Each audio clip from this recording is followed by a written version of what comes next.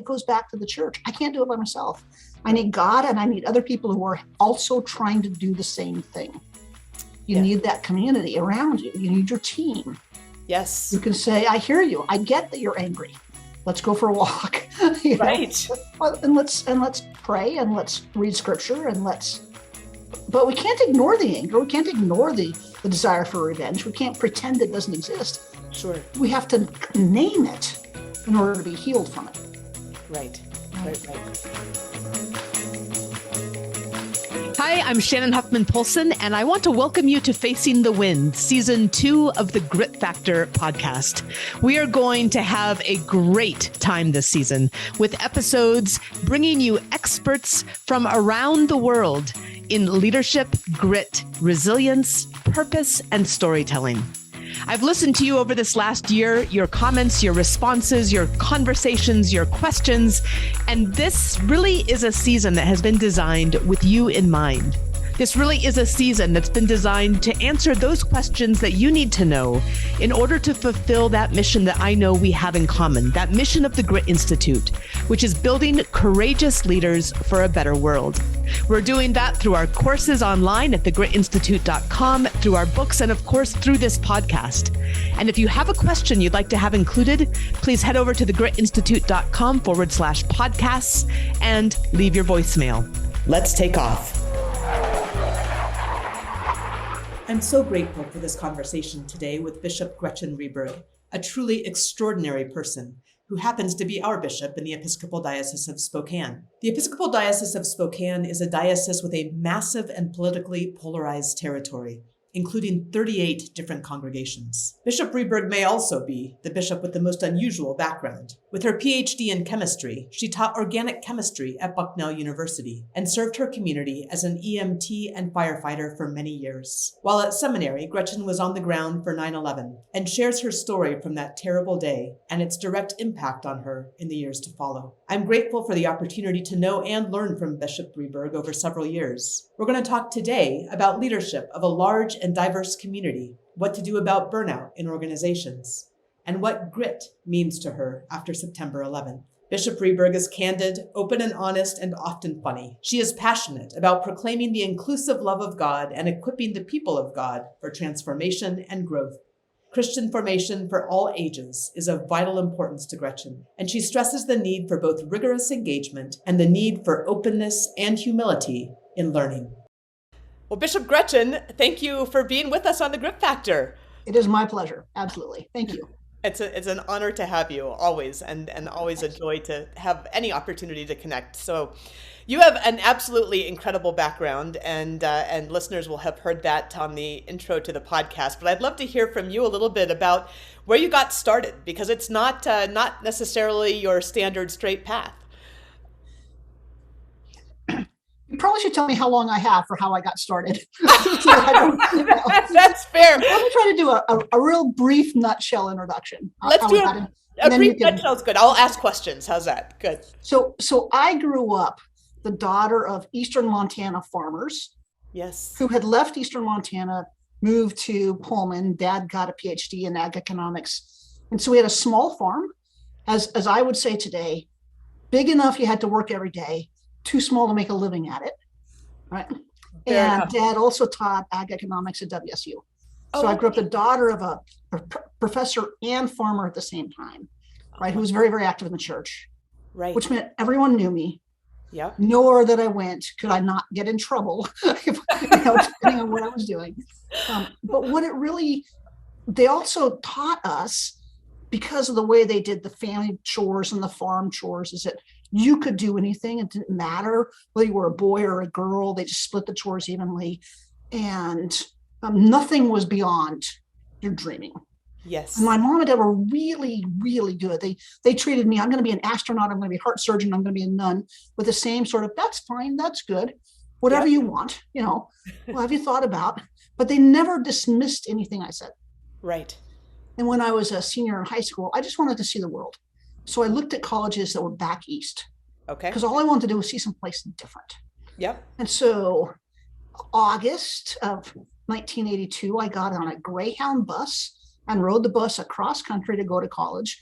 dropped off at a school I had literally never been to, and experienced a whole different culture, because that's what I wanted to do. I just wanted to see different places, learn new things, and see the world. And I did the same thing for graduate school, went to a different part of the country. I did a postdoc in Europe, because it was always about exploring and discovering new things and really discovering who I am in the midst of all of that, and really coming to grips with what was my Eastern Washington background when you're in Swanee, Tennessee, with people who are incredibly rich. Yes. And it's a very different culture. Right. And that was where I first really, for myself, became aware of really blatant racism in a way that I'd been blind to, even though it had happened here. I've been blind to. Right. So it was a time of really exploration, growing up, discovering who I am. I loved working hard. Right. And chemistry was the hardest major, acknowledged hardest major, right? And so I majored in chemistry. I planned on majoring in history, but I loved chemistry. I loved teaching. I discovered that as a TA. Okay. I had thought about going into ministry, but they said, "Oh, go get life experience." So I did. Right. Sounds wise. Fell in love with teaching. At the same time, I became an emergency medical technician and a firefighter, because one needs to do something that's just hard physical labor if what you're doing is always thinking with your head. Well, especially if you're coming from Montana, right? And you're used to that. Yeah. You need to, and there's something really great about working with a team, being in danger, relying on your teammates. Absolutely. Knowing the job is well done. Right. You don't really get that when you're just teaching. Right. Right. The academic side of things, the thinking deeply about issues, trying to think about how it applies today. That was important. And then meanwhile, I had this call from God to serve the church. And so eventually I went to seminary, which is how I experienced the trauma of 9/11. Eventually got back east. I served in the east, got back west. Eventually became bishop. That's a nutshell. So when I didn't realize this actually. So you became a firefighter, and then you were in seminary, and then that's when 9/11 happened. Right. So I became a firefighter in @82. Did that at the same time that I was doing everything else. And so I was, So how, that's extraordinary. And I have to say, going from Alaska to North Carolina for college myself, I very much relate to what you're describing. I imagine we would have a lot to talk about there, which is maybe the biggest culture shock of my life, for sure. Going from, the far northwest to the far southeast, and all that goes with it. And the racism was devastating to experience and immediately evident, right? Right. Yeah. And then to start to realize in your own self where those things lie, which is another devastation that comes later with a little bit more maturity. But so you became a firefighter. You're going through graduate school. No, before you went to seminary, I think you were teaching college, right? Is that right? Yeah. So I taught organic chemistry at Bucknell University, which is in Lewisburg, Pennsylvania. Yes. And I was eventually a lieutenant in the town fire department as well. Okay, right, because biochemistry is really easy too, I think. It was organic chemistry. Oh, organic chemistry. Well, actually, that's the class harder than biochemistry. Harder than biochemistry. I'm sorry. Yes, that's right. I was an English major, so you have to forgive me. I just did that because I loved it, not because it was hard. Although I found it both. So then, and then where did you go to seminary? And how did that actually? Let's start with this. How did that? When you say you had the call from God, right? You knew and you had thought about ministry earlier, but how did that come about? How did you recognize that? How did you interrogate that, if that's an appropriate way to ask that question? And then how did you decide to make that change? Because that's pretty significant. Yeah. So I think I've had a call from the time I was young, this nagging sense that my life was to be committed to God and the work of God. Yes. But exactly how that is, I wrestled with. I didn't quite know, couldn't articulate very well when I was younger, I think. Sure. And I loved being part of the church. Yes. Always was, even when it was difficult, I always was part of the church. I loved the fact that I felt connected to God, to people, to creation through the church. Yes. right? I joke that I'm religious, not spiritual, because if I were spiritual and not religious, God would look like me, right? It's really easy to find and have deep, profound moments with God on the Oregon coast or in the mountains. Sure. But I find it for my own self, I'm called to see God in the face of the person who just pissed me off. Yes. Right. And Yes. so really being in community, Sure. wrestling in community with how do we be together? How do we be a community of hope and love and compassion and forgiveness? You can't do that unless you're with other people.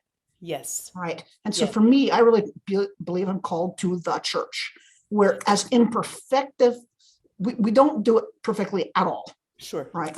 And yet that's what we're trying to do. Yes. Right. So it's not just about my relationship with God. It's about my relationship with all of God's creation. That's right. beautiful. So I had this sense when I became a organic chemistry professor that this is what I was supposed to do. I was really, really good at it. Sure. I won an award for it. I loved it. But there was this nagging, stupid voice saying, this is not what you were meant to do. Right. And I fought it. Yeah. Because I loved what I did. Yep. And I wondered whether it's just a backup plan. If I don't get tenure, well, maybe I should be a priest. So I thought, I'm going to wait. I'm going to get tenure. And if I don't get tenure, right. But if I do get tenure and the voice doesn't go away, then I need to pay attention. Right. Well, I got tenure. Wow. And that stupid voice wouldn't go away. We sometimes call the call from God the hound of hell, right? Or the hound of heaven. I'm not sure, depending on the day, right? That pursues you. Yeah. And in some ways, a lot of us would talk about it as woos you, right? Reaches out and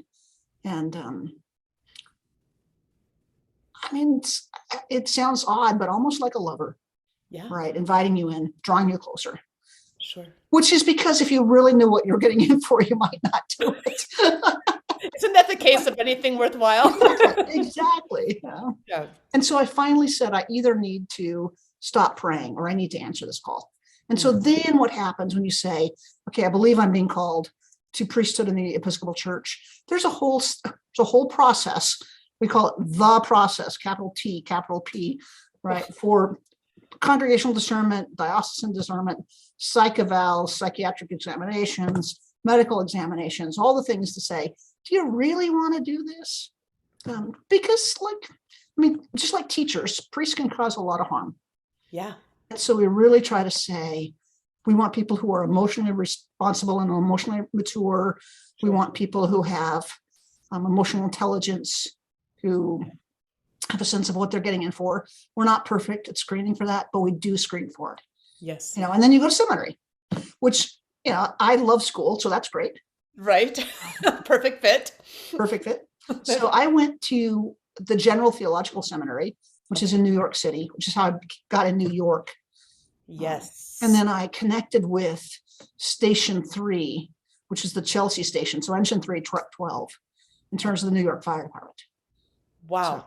So you're at seminary and you're serving as... No, I wasn't serving. I just, because they don't take volunteers in New York. But Yeah. I would go and talk with the guys and be with them times. Okay. Yeah. Okay. Was that like chaplain kind of works a little bit or just... It wasn't formal chaplain. Sure. It was after I left seminary that they established a more formal chaplaincy role. Okay. For seminarians. I'd like to think I had some role in that, but no, but it wasn't. So yeah. Well, tell us about that day and that morning on 9/11. Sure. So interestingly enough, I was supposed to be at Trinity Wall Street that day. And instead of being at Trinity Wall Street, to listen to the Archbishop of Canterbury, because he was coming to the seminary the very next day. Oh, wow. I was also asked to be the first officiant for opening morning prayer at the new start of the term for seminary. And I thought, oh no, I'm going to do that. Because that was an honor. So I led morning prayer, went to class, and on break heard, a plane's crashed in the World Trade Center.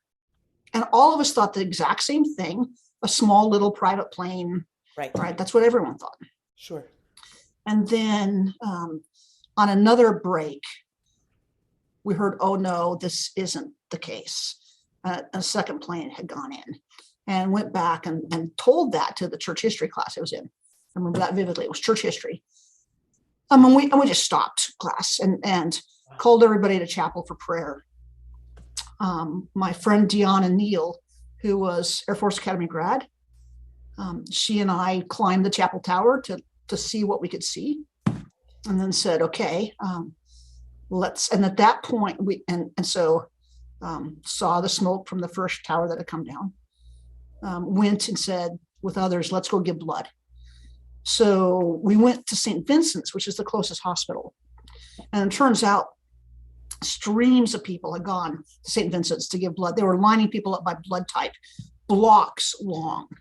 Wow. And a nurse was coming down the line, and I said, so you've got plenty of people giving blood. Do you need any other help? And she said, what are your qualifications? And I said, I'm an EMT, firefighter, and hazmat. And she said, we need a hazmat officer. So on September 11th, I was the hazmat officer for the emergency room at St. Vincent's Hospital. And because the people that normally would do that had gone down to the site. And so we set up a decontamination center outside the ER before you actually entered the gates, did decontamination outside, moved them inside to further emergency room work. We were the only hospital to receive anybody. Wow. The hospitals were all on alert, but of course, not a lot came. Right. Right. And part of my job was to, as part of that decon, just ask them, are you with anybody? You know, if it was, does your officer know where you are? If they were an officer, do you know where your crew is? Do you have, trying to, dealing with really traumatized people. Yeah. Right. Hearing some pretty traumatic, I'll never forget the one lieutenant who was tears coming down saying, I've lost my entire crew. I didn't have the time at that point to ask, how did you find yourself here? Right. And I never knew, I still don't know to this day when he said I lost, is that I don't know where they are. Right. Where I lost them. All right. Right. And as a lieutenant, I mean, that's our job, bring our people back alive. Right. Right. I'll never forget when I became an officer in the fire department, and my chief said, that's your main job now, bring your people back alive. So it was really difficult doing that. I did have one person tell me I was doing an inadequate job with decon because we were trying to do it relatively fast. And I was like, yes, sir, I recognize that we're not doing this to the full extent. Is that when you want to say, would you like to come help? Right. That's right. Oh, and wow. So really, it's worked all day with those who are coming in to be checked out. And that was the only day I was at St. Vincent's. After that, I worked down at the site for a couple of days. Right. And then realized at that point, they really didn't need my type of help anymore. It was several days in, it's recovery and construction workers. Sure. So, sure. But you suffered, I think, physical injury from this as a result of all that was happening, I think. Is that right? I did. I have, as the doctors say, an intense, but short but intense exposure. Yes. And so my lungs are badly damaged. Yeah. Yeah. And I know for someone that loves to do things outside and work with your body, that's a hard thing. Yeah. The question always is, who are you when you're not who you used to be? Yes. And I'm not who I used to be in Right. terms of my physical health and physical abilities. Sure. But I'm also not who I used to be in terms of sort of what 9/11 forced me to grapple with is, Yeah. what do I really believe about the call to follow the one who said, put down your sword? Yes. What do I really believe about the one who said, love your enemy? Yes. Right. Because I found within me such anger Right. that I had to really wrestle with. Am I really called to be a priest? Right. Right. Yes. I mean, all of my classmates, they went to serve as chaplains. I went right down to serve as a firefighter, EMT. Right. What was my real call? Right. Right. And my theology professor helped me wrestle with that and helped me realize, part of that's because I had special training that they didn't have. And that's what was needed at that point. Right. But then how do I take that into my call now? And some of what I think I do is I acknowledge, yes, I felt anger. Yeah. I desired revenge. And if I'm going to follow Jesus, Right. how do I deal with that? It's not by acting on it. Right. Right. So how do you deal with that? Because I think that's a great theological question and a great life question for most of us, actually. So part of what I've reflected on is what 9/11 did to me personally, in terms of experiencing the trauma of the deaths that happened, the destruction that happened, my own health. Yes. And in reality, that is virtually, I don't want to say nothing, but the level of trauma we experienced in terms of the destruction and the people killed and the people impacted is nothing to what Syria is going through, or the Ukraine's going through, or, a lot of the places that have had deep wars, deep insurrections. Right. I don't want to wish that on anyone. Yes. Right. And so if knowing what happened to me, I don't want another person hurt because we are bombing them. Right. Because we are destroying their livelihoods, because we are killing their people. I don't want that for them, because I don't want it for me. Yes. And so how do I see the other, even if they're the ones that had such anger towards us that they acted on it? Right. How do I say, I will break the cycle. I will do what I can to break this cycle. I will not respond in kind. Yes. Even when I want to. Yes. Right. And the only way I can do that, it goes back to the church. I can't do it by myself. I need God, and I need other people who are also trying to do the same thing. You need that community around you. You need your team. Yes. You can say, I hear you. I get that you're angry. Let's go for a walk. Right. And let's pray, and let's read scripture, but we can't ignore the anger. We can't ignore the desire for revenge. We can't pretend it doesn't exist. Sure. We have to name it in order to be healed from it. Right. Read your Psalms, right? Right. Psalms. That'll take you down some places where you're like, well, at least I wasn't there. That's good news. At least that's right. Wow. So yeah, I think that is. I am thinking in this framework that we talk about in the Grit Factor a lot, which is the commit phase of owning your story and connecting to core purpose. And core purpose meaning a heart purpose, meaning something deeper than what is specific to the moment or specific to the job at hand. Right. And if you were to frame that experience in terms of story and purpose, well, it seems to me your story, I mean, you know, it traces back to being on a farm in Montana, right? With a both academic and physically demanding family. So in the best ways. And that sounds to me like that is something that you've connected to as a source of strength. Is that a fair assessment? Or how do you think about using that story as something that has helped you move forward in your decisions and in the way that you've dealt with challenge? Yeah, I think one of the things, I mean, going back to childhood, we were taught to work really hard and to rely on each other to do so. Yes. Right. And I think that's a critical thing to recognize you don't have to do this by yourself. Yes. Right. There was always the work hard. Yes. But there was never you have to do it by yourself. Yes. And I think that's an important aspect of life. Definitely. And also that story of once you've decided, for me, once I decided to follow Jesus as an actual decision versus just the church I grew up in, the thing that I always have done.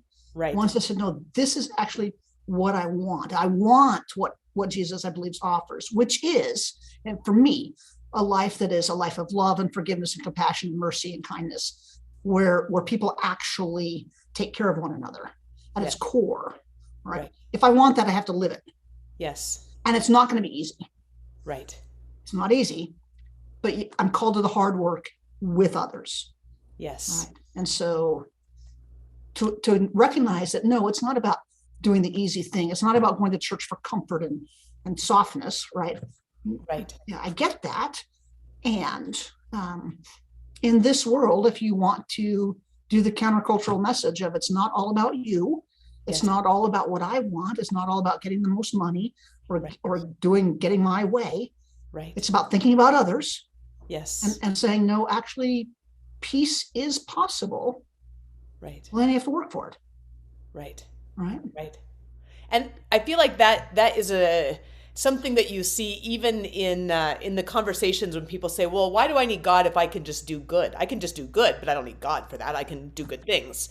It sounds to me like you're answering that in part. I mean, because you do look at that and you're saying, well, is that about you, or is that about like you feeling good? In which case that's sort of missing the mark a little bit, although you might get that tangentially otherwise. But how do you respond to those sorts of comments?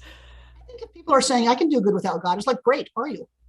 Sure. Right? I mean, because I think the really committed community atheist holds up a mirror against all of those who say we believe in God and says, okay, are you doing it? Yeah. Right. Right. And so I have no problem with somebody who says they don't believe in God, who says they don't follow Jesus. If they're living a life that in my mind is following Jesus, I don't care whether they say they believe or not. Yeah. Right. Too many people equate intellectual assent, by the way, with belief. Yes. Right. And so people can believe in God and not actually put their trust in and put their whole life towards, because they just, oh yeah, there's intellectual assent. Sure. Or other people work and live in a way that shows me they believe, whether they think they do or not. Right. And I don't want to diminish those who say, no, I truly don't. I don't want to say, okay, you really do. But no, you can be a good person. You can be a person of community and good faith, if you will, and not be a follower of any divine.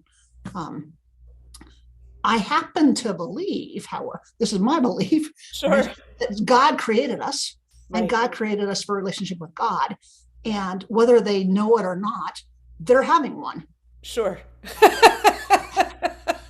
That's true. Yeah, that's fair enough. That's why I'm just reading actually a little bit about the end of Maslow's life and his philosophy, and he was completely enchanted with the idea of divinity and mysticism, but he was committed atheist, right? But he could not let it go. And ultimately, this top of a pyramid, which he actually did not create, right? Some consultant created it, and everyone attributes it to him, of self-actualization was not the top. It was self-transcendence, because it was the getting out of yourself, which is the hard thing, I think, for a lot of us. But when you get out of yourself, I think sometimes you realize, well, maybe that's with God. Maybe that's what that's all about. but it can take a while to get there, right? Yeah. So Mother Teresa has a great line about a drop of water outside an ocean is a drop of water outside the ocean. Which at first you go, what? But what you realize she's really saying is the drop of water is meant to be in the ocean. And the ocean is diminished if it's not in it, just as that drop is diminished if it's not part of it. Right. And so for us, we have, especially in the West, we think we're individuals. Yes. We don't recognize we're actually connected. Right. And so it's that whole destruction of community. Yes. How do we see that actually what I do matters? And it matters to the community at large. And the community at large matters to me. I can't separate myself from that. Right. And I really believe that's what religion at its best tries to teach us. I'm not saying it does it well, right? Sure. But religion at their best, that's part of what they're trying to say. Right. And it feels like if you go back to looking at the history of the Enlightenment, which obviously did many exceptionally important things, one of the bad things seems to be that we suddenly decided that everything was intellectual and there was nothing else. And it goes against all of human history, right? And all of human experience, and actually lived human experience in many of our cases as well. So it's such an interesting thing that it seems that there's this desire to separate and to compartmentalize when it's you really can't at the end of the day, right? Right. Yeah. Right. Yeah. And that, I mean, it's something that comes up in all of the interviews for the Grit Factor, every general officer, and I sort of think of you in that you're in the general officer realm, but in the Episcopal Church, is that all of them, although they held these positions that were very solitary and at the kind of the top of the head of the Spokane Diocese, that none of them did it alone, and they would all talk to that piece. And so how, as you have gone through your journey, and this has been, whether it's academia or whether it's in the firefighters, it's a bit more evident. It's a bit more like what we talk about in the military. But now in your religious life, how do you think about that team? And have you consciously structured it, or is it just part of the environment? Yeah, that's a great question. So one of the most common complaints among clergy is isolation and loneliness. Yes. And so one of the things that I did early on is I said in my life, I did not want to be that person who feels isolated and lonely. And the reason why they do, by the way, is if you have a congregation, usually with one cleric. Sure. And that cleric has a different role from the people in the pews. Yes. And so while you're in a community, they're not doing the same thing. You're not called to be the same thing. Yeah. And so there can be isolation with nobody else who's my colleague. Right. And so you have to work harder to find that colleague, because you're often the only person doing that task. Right. And unless you break down the barriers of denominationalism, you're often the only church in that town. Right. In that denomination. Right. And so you have to find ways to be together. Yes. And so we try to create structures to help you do that. Sure. So in the church, we have clericus gatherings where the clergy come together once a month. We try to find a clericus gathering in your local town, ecumenically, to do Bible study together, have accountability groups together, do what you need so you don't feel isolated and lonely. Sure. And then in the diocesan level, we have times when we come together as a clericus as a whole, all the clergy of the diocese, for retreat, for conference, for convention, for meetings, things like that. And to just say, yes, you might be the only one in your town with your particular role, but you're not the only one trying to follow Jesus. Right. Right. So how do we do this? Right. You're not the only one facing these issues. You're not the only one you're never the only one. And I think when I realized it really is hubris to say nobody understands. Sure. Right. Then you get out of yourself. You can laugh at yourself and say, okay, where do I turn for the help that I need? Right. And how do I create those structures? Right. Because they do exist. They're just not necessarily as obvious in the church as they would be in the military or in the fire department. Right, right.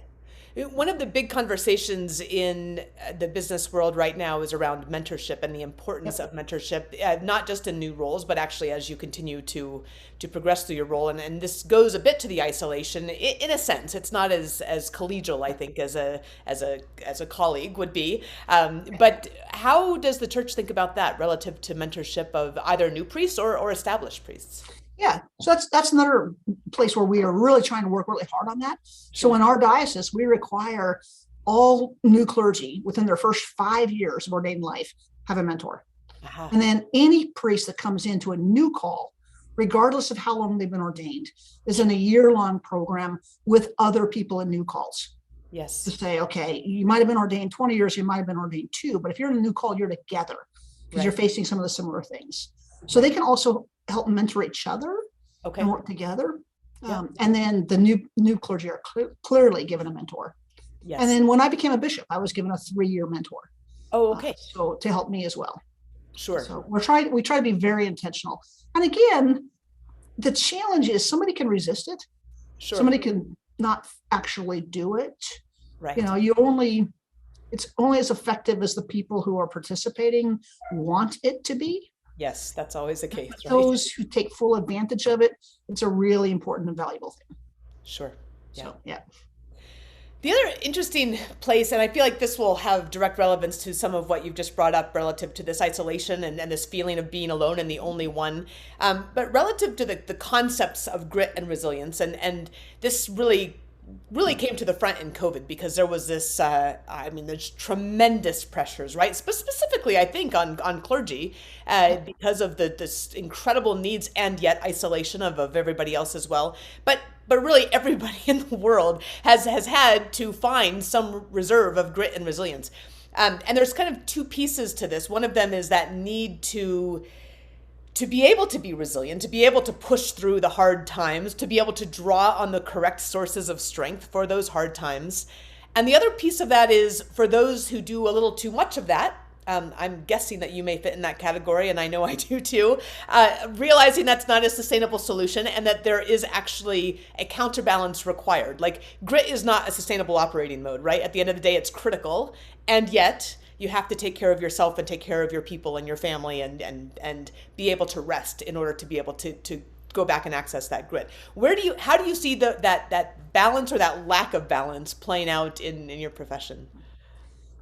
So I think this is where being part of the church is really useful. Yes. Okay. Because we've actually been commanded to take a Sabbath. Right now, people aren't necessarily very good at it. Sure. Right. But we are commanded for two reasons. One is because God rested in God's self as part of an act of creation. That rest is actually a creative act. Yes. And that's an important thing for us to remember. And the other one is as a mark of freedom from slavery. And what I often say to somebody is, if you can't put things down and rest, who or what are you a slave to? A lot of times people resent that question. Yeah, but that's a good question. But it's an important one. And also, I think if you're in a field that requires time to really think, you have to rest. It's part of that creative act. And so I think I'm in a profession that acknowledges the importance of Sabbath. Yes. Even if we're not very good at keeping it, we're supposed to be. Yes. And so taking the time, saying I'm doing Sabbath rest, really engaging in times of rest, of not work. And for me, what I try to say is, I'm not going to make anybody else work either. Right. Yes. That's something that I'm allowed to do. Right. In fact, I'm supposed to do. Now, I think I was better at it as a parish priest than I am as a bishop, right? Because I'd found a rhythm. And so Saint Benedict, who created the Benedictine rule back in the 500s, part of what he said was there's this rhythm and balance to one's life. And if you're out of that balance, that's when you lose sort of your grounding. So he would say 8 hours of rest, 8 hours of work, 8 hours of prayer. Now that's for a monk, right?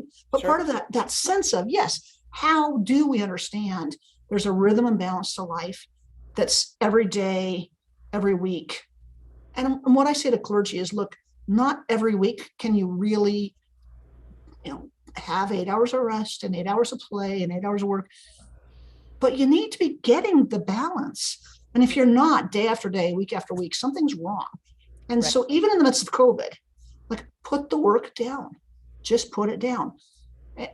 There's very little we do that's so vital that if I don't put it down for a little bit, the world will be destroyed, right?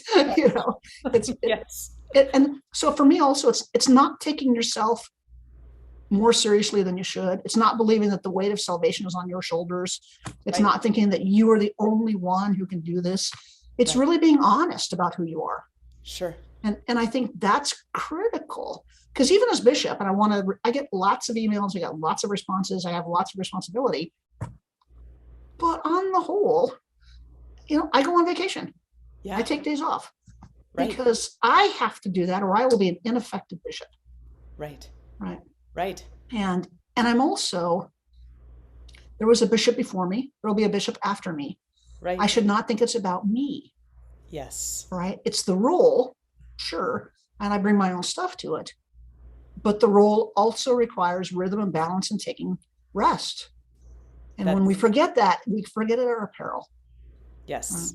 And if you think it's all about you, then you've got to go back to it. This is pretty hubristic, right? And maybe I need to reframe this a little bit. That's right. So I do think it's that recognition that sometimes, no, you have to plow through. In the church, Holy Week. Right? Oh, Holy Week. Or the initial times for COVID, right? You have to plow through. You're going to put in long hours. You're going to be working intensely. Sure. And sometimes that just happens. But that should not be the everyday. Yes. Right. And when that happens and you plow through, then take a deeper rest. Right. I love the idea of this rhythm and this way of being. And I just think Saint Benedict did not have children. But that's okay. Of course he didn't. And we still have to find that rhythm, right? That still have to find the rhythm. And I love that idea of rest as a creative act. Yeah. And from the book of Genesis, right? I guess that's where you can start with that. That's great. That's beautiful. That's going to be a quote that's going to get pulled out for sure. And then you probably don't run into this as much, I'm guessing, but in the wider world, there are certainly organizations where there is a feeling that people need to increase their capacity for grit and resilience. What's your perspective on that? Not necessarily whether or not it's true, but how do you go about it? And maybe part of the question is, are you born with it, or do you have it developed in childhood, or can you develop it later? How do you go about thinking about that, or helping others develop that if they're working for you? I think developing self-awareness is a good first start. Yes. Right. And really coming to grips with your own story and how your story has shaped you, really coming into grips with where your story is inhibiting you or preventing you from living in your full potential. Yes. And asking, do you have the support system necessary for the times of grit? Right. Yes. Do you have what you need to be resilient when things are happening? And if not, what would it take? Right. And being willing to be vulnerable, right. To be able to say, I need help. Yeah. Right. Because once you can do that, once you can say to an issue, I don't know, I don't have the answer, or I need help. Now you have the potential for growth. Yes. Right. And so I think part of that, yes, I believe actually you can learn it, but I think part of it is to be in a place where that encourages self-awareness, encourages self-growth, provides the structures and the security to do that. Not in this is a safe place, but this is a brave space. Sure. This is a place where we can be brave about who we are and acknowledge that, no, maybe my life didn't prepare me for everything, but I want to be with a group that are also struggling with their own selves. And so for an example, early on in the fire department, we could not acknowledge PTSD. Oh, right. Right. So we actually, in my first department I ever served in, they actually had debriefing and intentional ways of saying, how did you experience this call? But we also had, if you need help, you're a candy ass. Yes. Right. And so the message clearly given was, you never admit something bothered you. Right. You never ask for help. The help you ask for is, doing the work of the team, but not the emotional work with what you dealt with. Yeah. You're just supposed to be strong. Right. That did not serve anybody well at all. Yes. Right. How do we say, no, actually acknowledging that we just faced trauma actually takes more strength than denying it. Yes. Right. Absolutely. So how do we do that? I think that's important. Yeah. Because that provides then the necessary work internally to be resilient when you're facing day after day after day the trauma that you experience or the challenges that you're going through. Yes. Because you've built up the reserves and you have a place you can go to.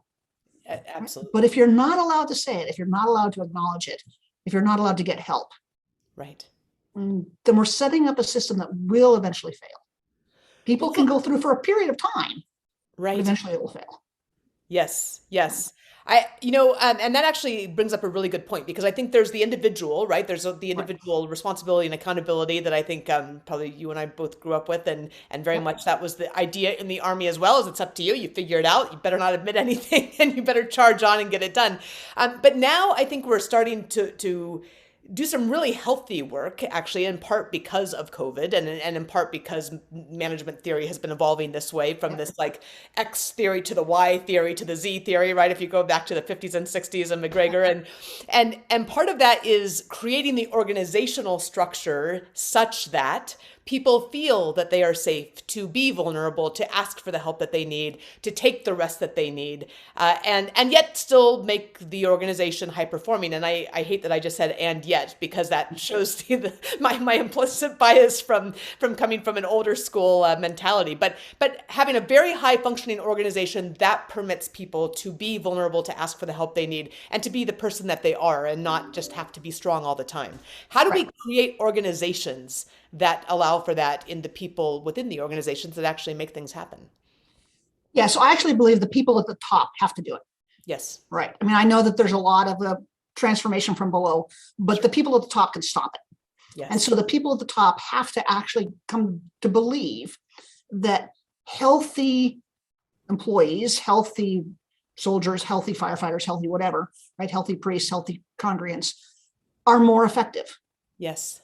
Right. And effective doesn't necessarily mean always bottom line, but they are going to be better at doing the work you've called them to do in the first place. Right. And that health matters, and health is physical and emotional and spiritual, I would say.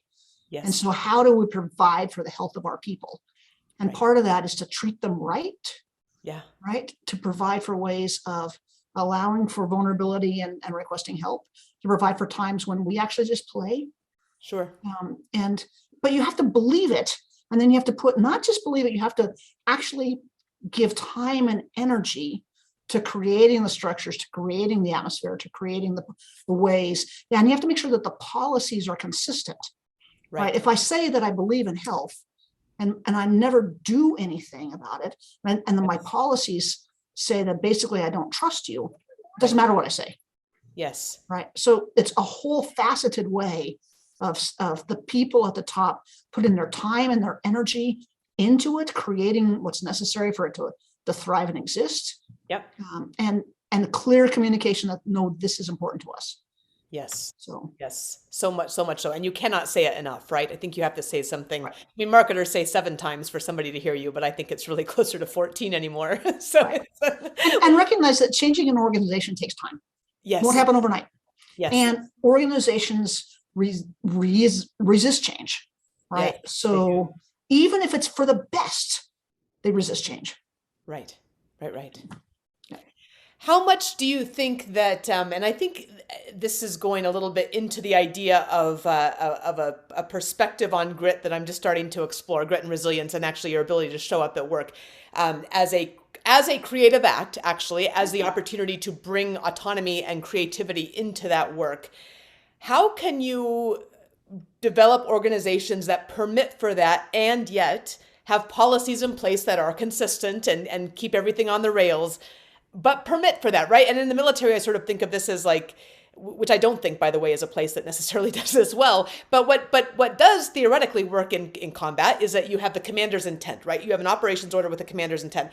The assumption is that once you make enemy contact, the plan is going out the window, and you ultimately need to meet the commander's intent. So creativity must exist within this unstructured space in order to still meet the commander's intent.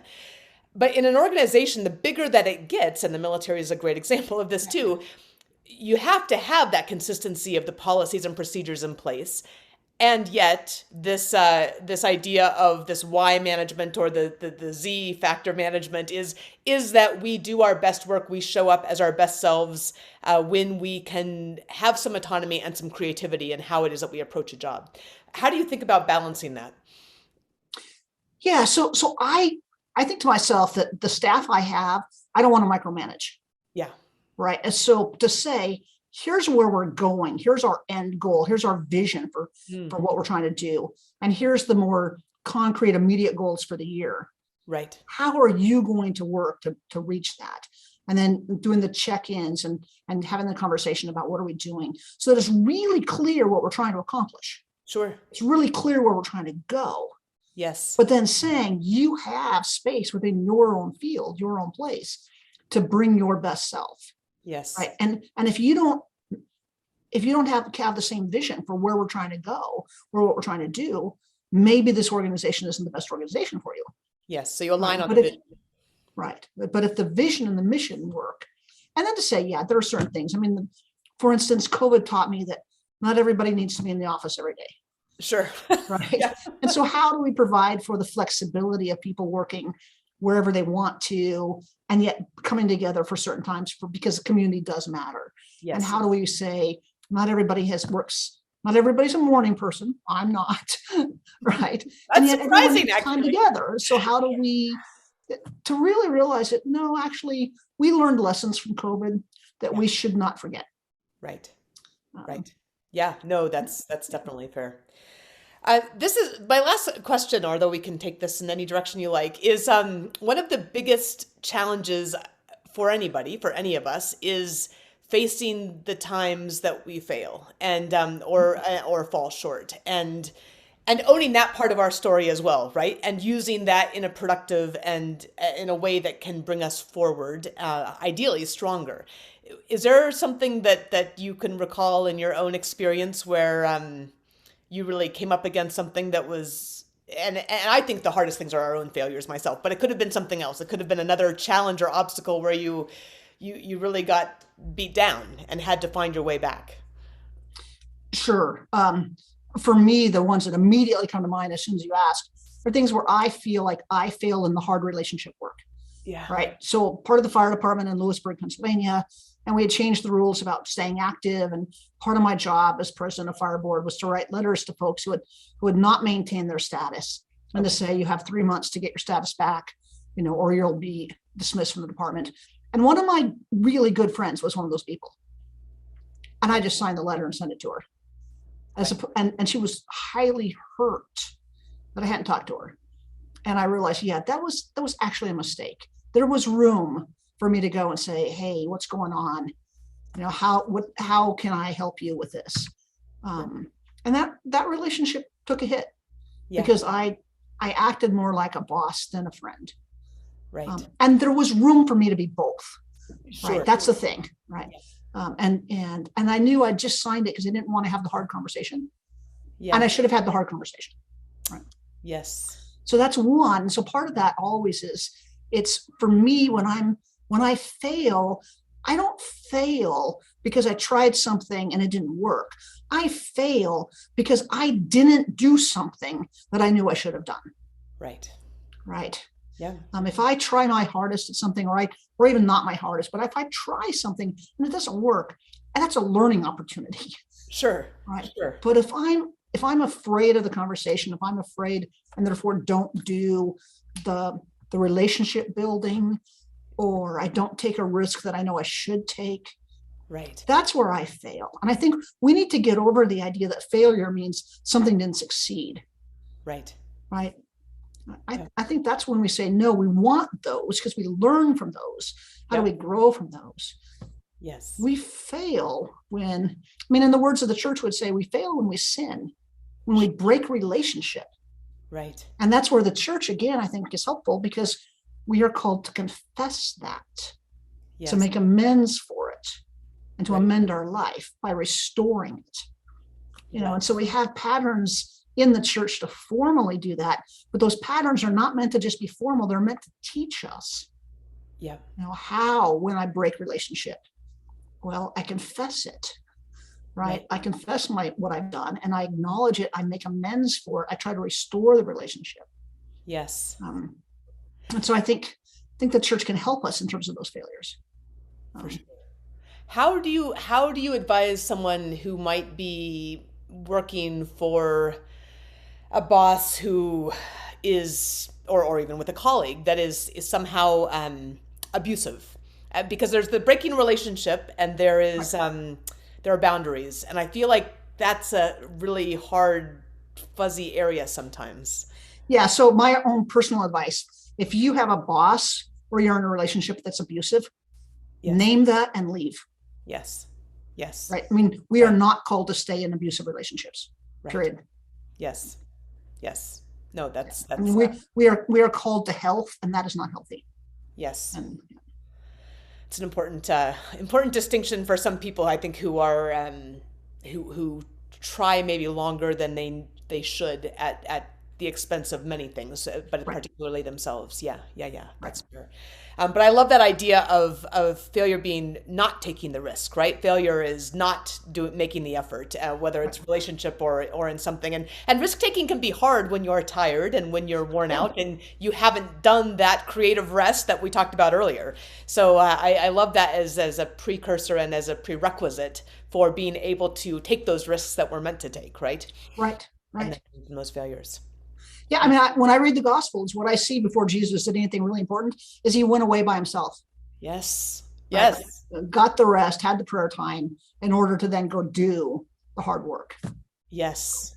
What would Jesus have done with two little boys, Bishop Gretchen? I will say, I envy him those times in the wilderness, but there's some other times too that No, So how do we help kids learn? Yeah. The sort of rhythm and balance. And I think about my own self, where we had chores every day we had to do before we could rest. Yes. But I was lucky. I grew up on a farm, so you could also go play in the creek running through and run around, and it was a different time, so we didn't worry about things like we do now. Right. And our lives weren't over-programmed. Yes. Yes. But yeah, I fear that our society is failing our parents, our young parents, who are caught in the tension of all of the expectations that you have for your own self, plus all of the expectations we now have for the kids.